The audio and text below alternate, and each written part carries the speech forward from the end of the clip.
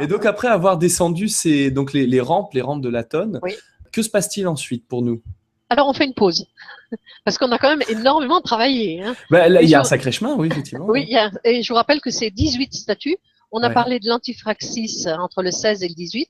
Et le Oui. 18, c'est l'appel à la spiritualité, ce qui veut dire qu'effectivement, on a tellement bien travaillé qu'on a atteint un certain degré de spiritualité. D'accord. Et donc là, on fait une pause parce que c'est quand même un peu un travail. Et on a deux statues un peu allongées. D'un côté, vous avez la nymphe à la coquille.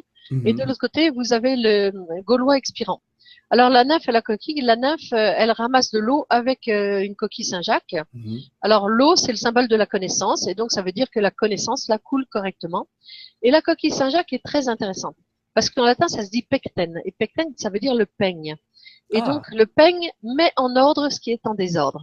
Et c'est pour ça que d'ailleurs, pour l'intronisation du pape, on lui donnait un peigne pour qu'il se recoiffe, symbole du fait qu'il devait remettre en ordre ce qui était en désordre. D'accord. Donc, ça veut dire qu'on souffle un petit peu tout en mettant de l'ordre dans toute notre connaissance. Okay. Et de l'autre côté, on a un Gaulois expirant. Alors, en fait, c'est un Galate.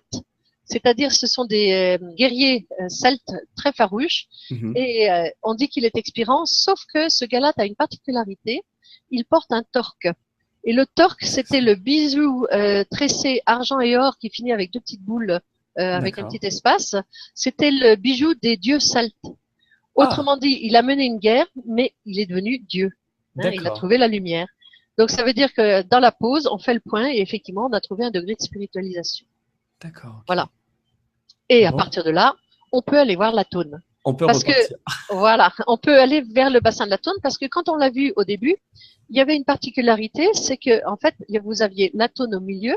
Oui. D'un côté, vous aviez Diane, donc la Lune, et de l'autre côté, vous avez Apollon, le Soleil. Mais quand on était en haut des marches avant de descendre les rampes, on ne voyait que Diane, parce que l'Athône et Apollon étaient tournés vers le Soleil, alors que Diane était tournée vers le nord. D'accord. Donc, ça veut dire qu'on ne voyait encore que le reflet de la Lune, que la Lune.